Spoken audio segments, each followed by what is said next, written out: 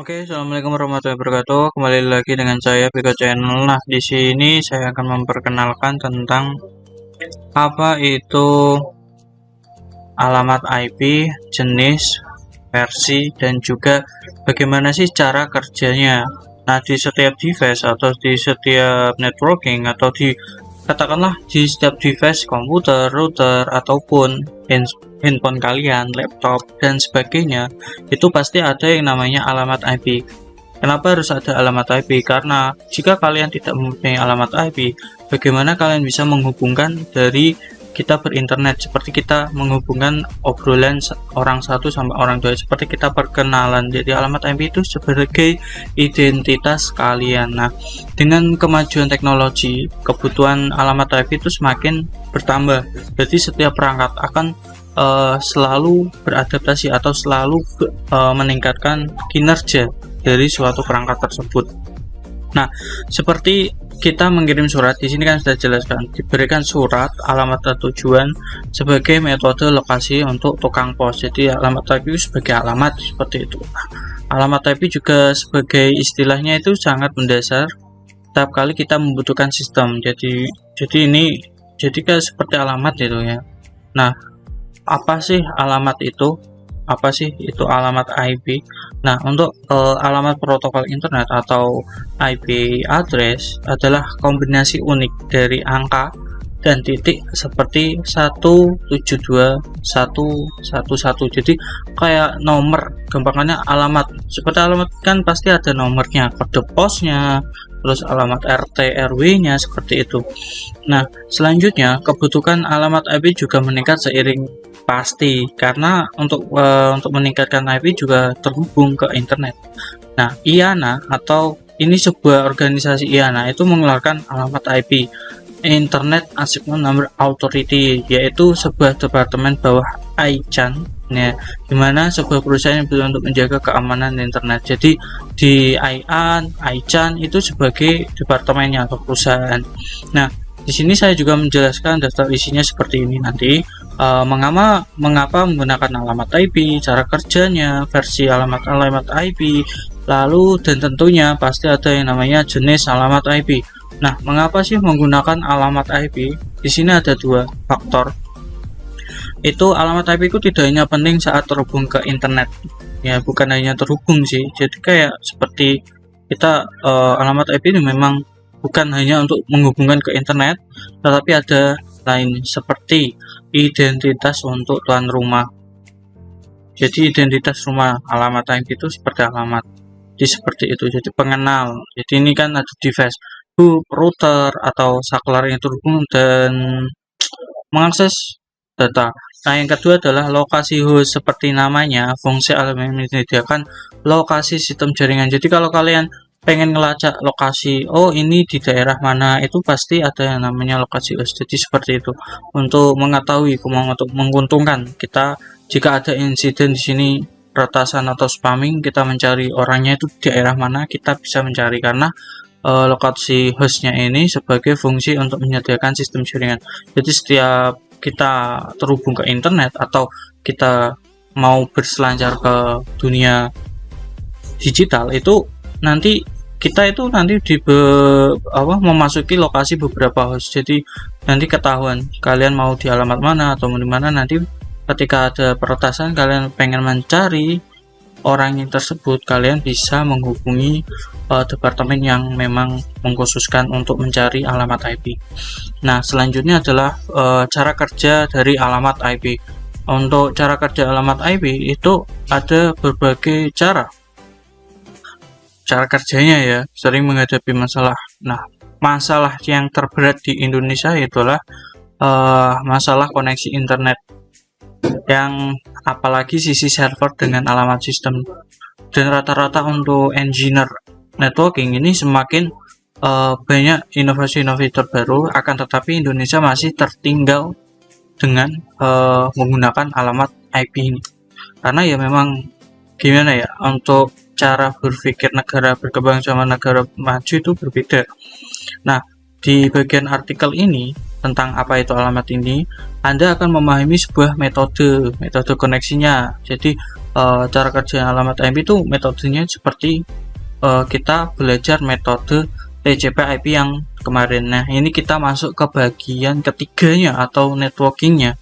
Ya, langkah pertama dimulai dengan sistem Anda pasti device. Nah, udah pasti ke physical atau oscillator di physical. Kalau di metode TCP/IP itu di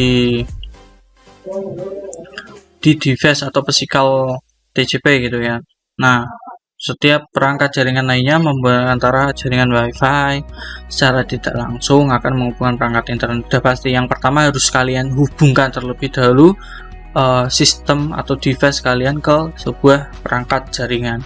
Yang kedua, jika perangkat terhubung ke internet di rumah kita, contoh kita menggunakan ISP.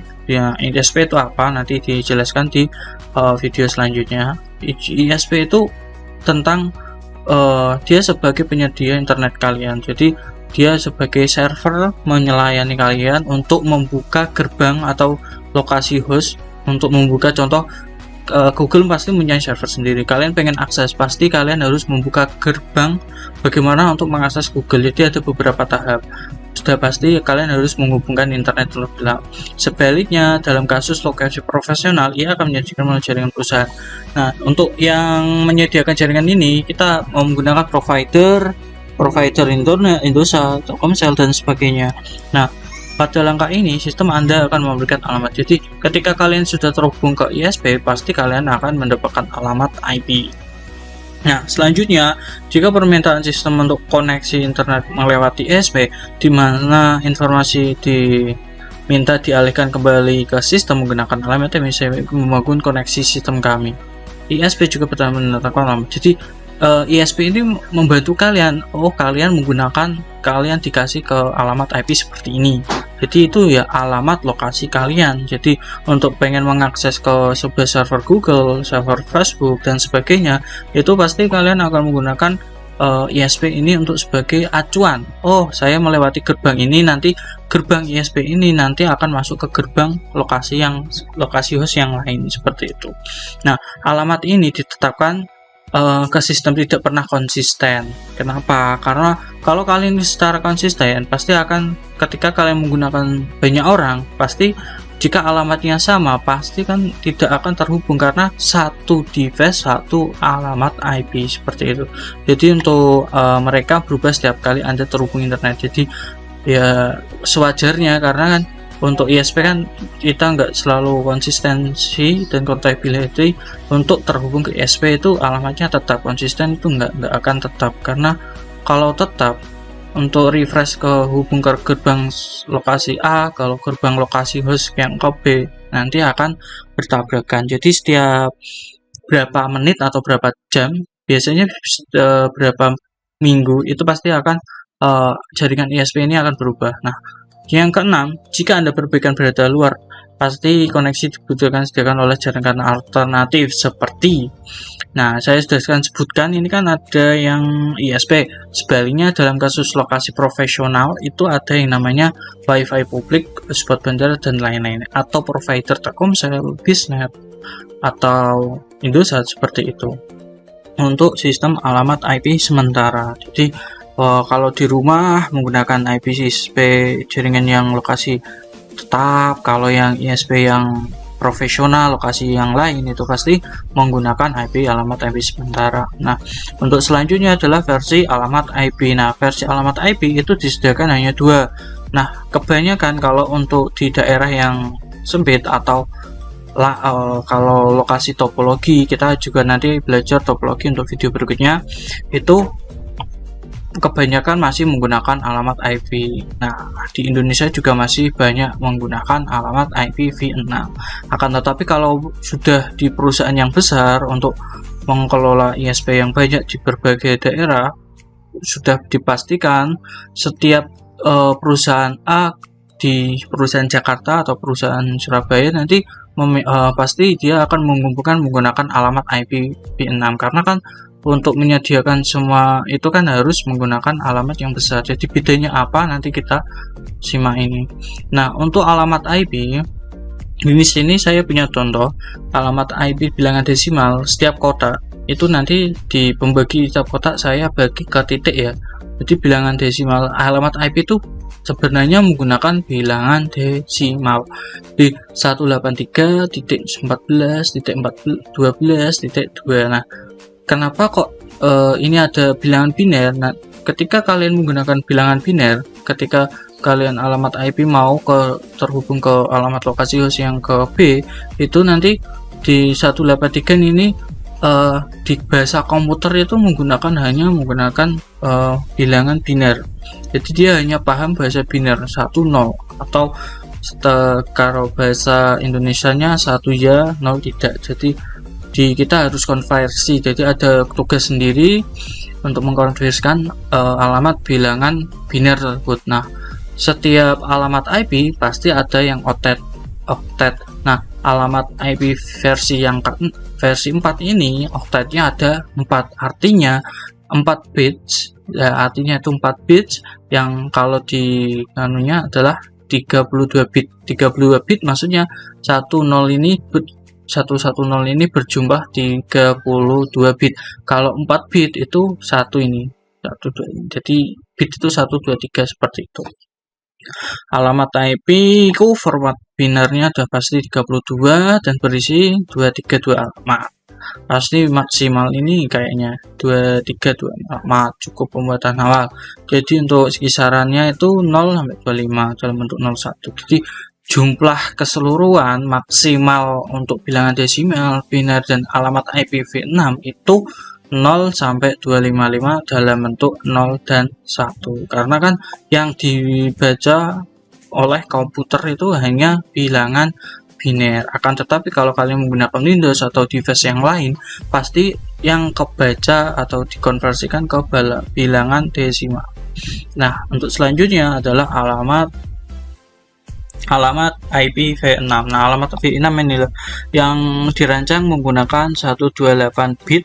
Artinya total 0 dan 1-nya ada 128 bit, di mana 4 digit heksadesimal dan 8 set dibuat dengan setiap blok berisi 16 dipisahkan oleh ini.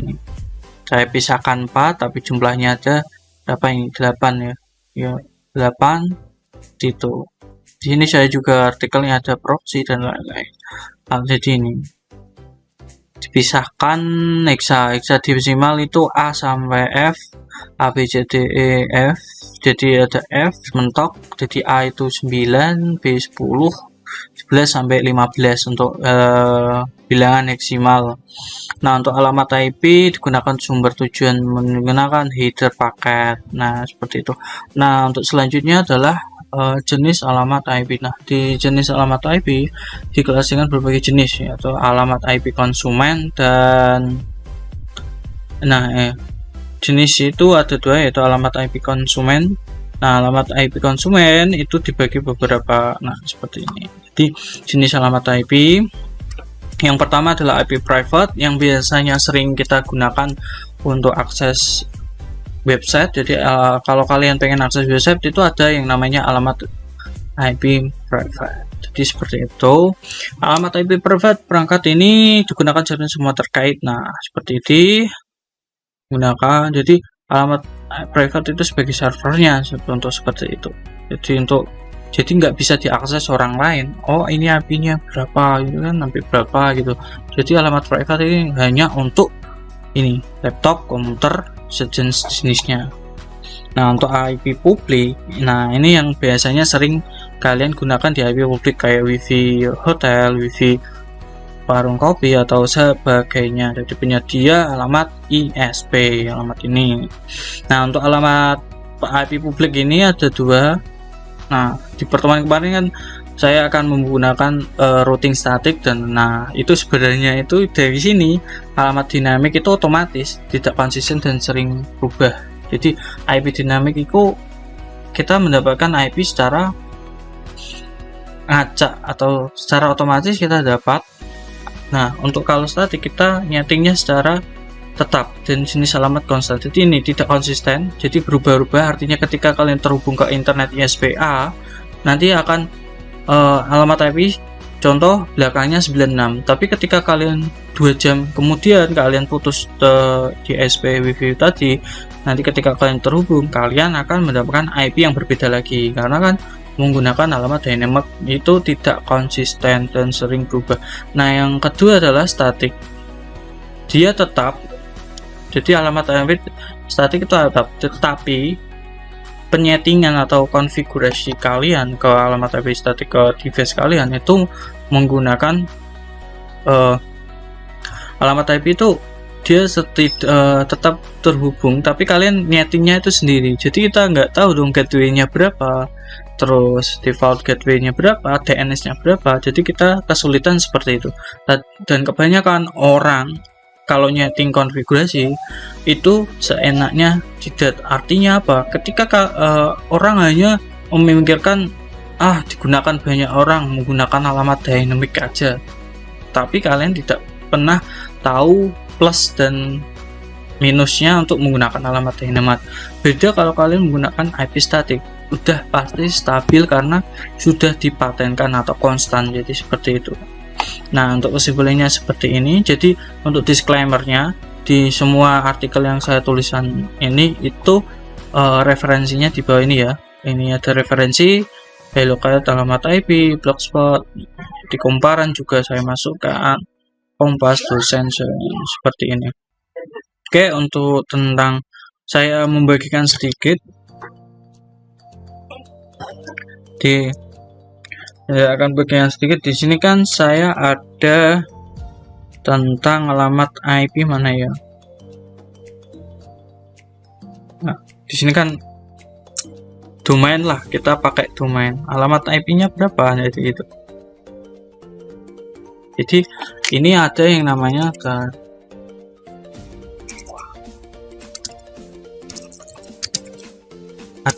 kita ngecek alamat IP domain ini berapa. Jadi kita tahu ini yang namanya alamat IP private. Jadi kita nggak tahu kita komen private, kita terajut ya, kita coba ya. Di sini kan kita buka CMD. Nah, di sini kita mau ngecek IP-nya private-nya Google itu berapa. Jadi kita tahu IP-nya itu 172 dan 1. Jadi kita tahu bahwa website yang kita akses sebenarnya itu alamat IP. Jadi untuk kita cek bahwa alamat IP itu sebenarnya itu seperti itu. Jadi ini.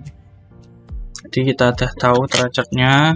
Kita coba lagi lin 00. Apakah bisa? Kita tahu.